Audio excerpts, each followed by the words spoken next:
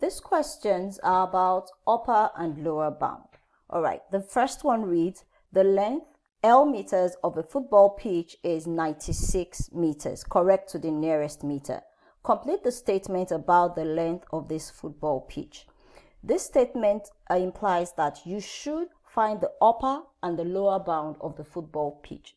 You write the lower bound first and then the upper bound. All right, so let's find the lower bound. How do we find the upper or lower bound of any given number? We need to first and foremost identify its degree of accuracy. In this case, the degree of accuracy specified is nearest meter. So we divide our degree of accuracy by 2. Nearest meter implies 1 meter divided by 2. That gives us 0.5 meters. Now we are going to subtract the 0.5 from the 96 to give us our lower bound. 96 minus 0.5 is going to be 95.5, while 96 plus 0.5 is going to be 96.5. So easy peasy, we have answered this question. Don't forget your units, so 96.5 meters and 95.5 meters. The lower bound is 95.5 meters, the upper bound is 96.5 meters. Up to the next question. The sides of a regular hexagon are 80 millimeters, correct to the nearest millimeter. Again, take note of the degree of accuracy specified.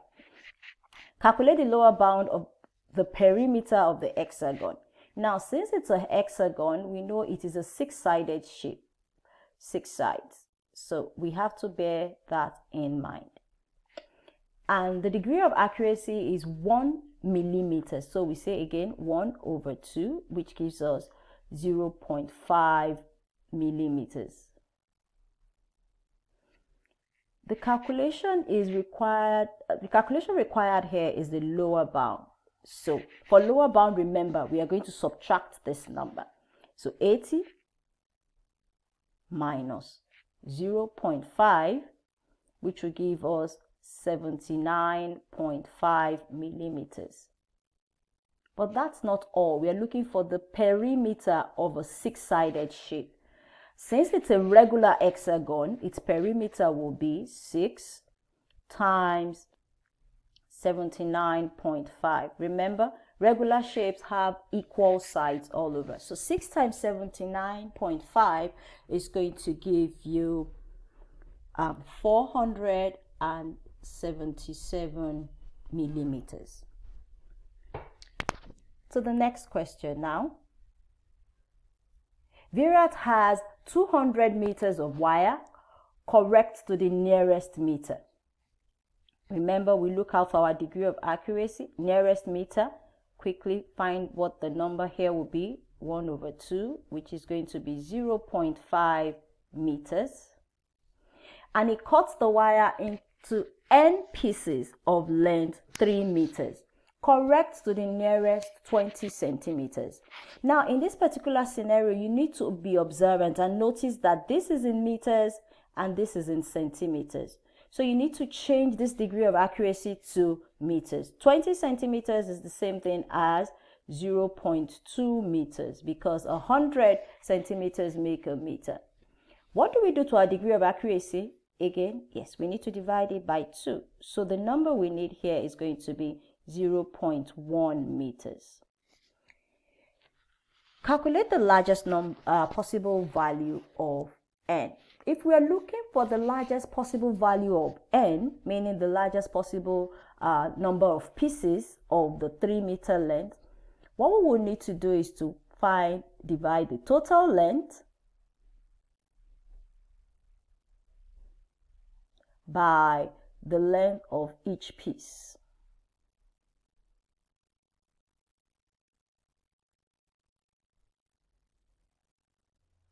Now, since we're looking out for this, we need to bear in mind that largest possible implies upper bound.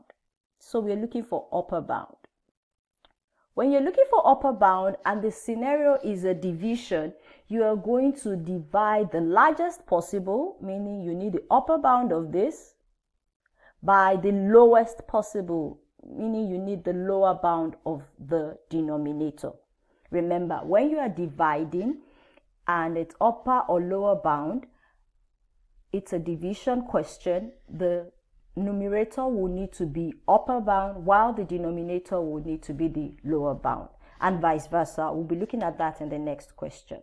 So the total length, all right, is 200 meters, and since we need its upper bound, so we'll be needing 200 plus 0.5 meters over length of piece. We need its own lower bound, so it's going to be 3 meters minus 0.1 meters. This gives us 200.5 divided by 2.9. You punch this on your calculator, you're going to have 69.137 and so on. And since we are looking for the largest possible value, it's just going to be 69. And moving on to our last question here, we're told that the distance between two towns is 600 kilometers. Correct to the nearest 10 kilometers. Again, remember, we need to bear this in mind. Nearest 10 kilometers implies we divide our 10 by 2, which gives us 5 kilometers.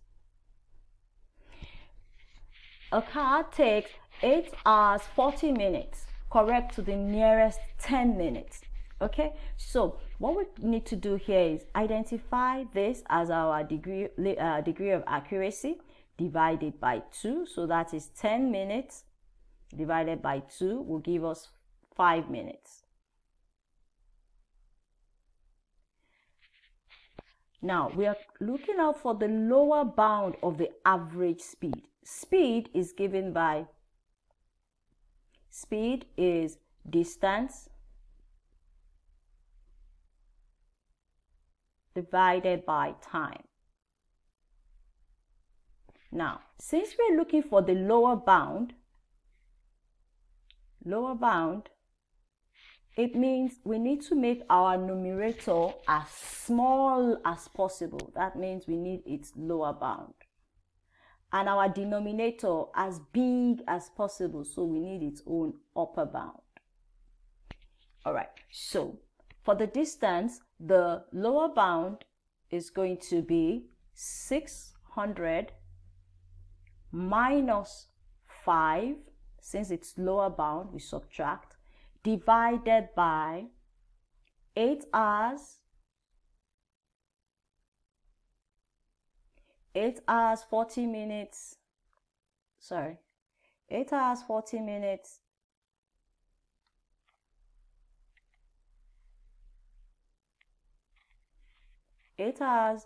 minutes plus 5 minutes. This will give us 600 minus 5 divided by 8 hours 45 minutes. Now you need to be very careful when you're dealing with time. So it is advisable you change this, your 8 hours 45 minutes, to a fraction so it's easy to do the division. So our numerator turns out to be what? 595 divided by 8 hours 45 minutes will be 8 whole number 45 over 60, which is the same thing as 3 over 4. So what we are really talking about is 595 divided by 8 whole number 3 over 4. If you punch this on your calculator or you want to work it out, either way you're going to end up with 68 kilometers per hour. It is important you change your time to fractions to avoid hasty approximation. If you approximate this in any way, you might be having issues. So the correct answer here is 68 kilometers per hour. Thank you.